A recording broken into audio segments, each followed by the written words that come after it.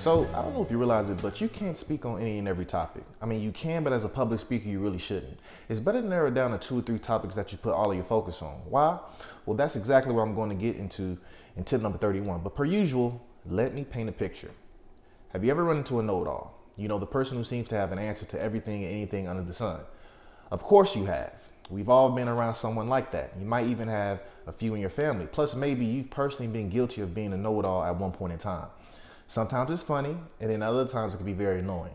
In the regular world, you may get a pass and people may agree with you. But in the speaking world, people will start to look at you funny.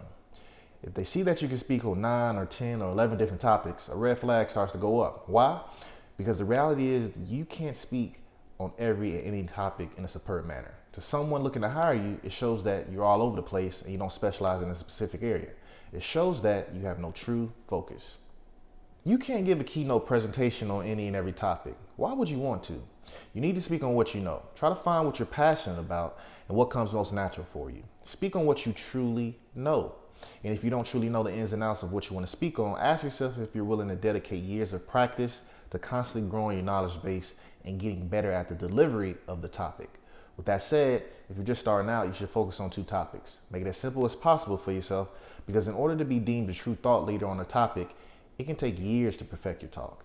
And even then, there's no perfect speaker, so there's always content you could be adding in and taking out. It's not a one-way-fits-all solution. Each audience may require you to tailor your talk differently, and if you truly want to be a master on a certain topic, starting out with just 2 will prove to be more than enough. You may find it hard to balance wanting to talk about topics that you're passionate about versus topics that will actually pay you because they're in demand. In actuality, there's a fine line. You can speak on what you're passionate about all day long and there will be people who will listen and soak it up.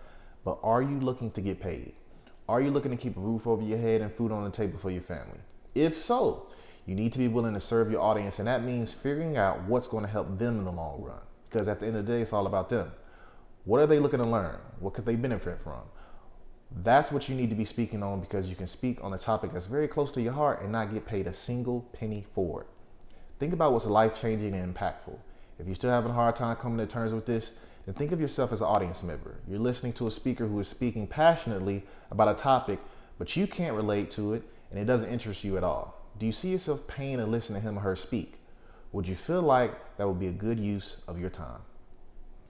Now, if you know you want to speak, but you aren't sure what's in demand, then a great way to go about doing so is to visit a speaking bureau website and see what topics are being hired for.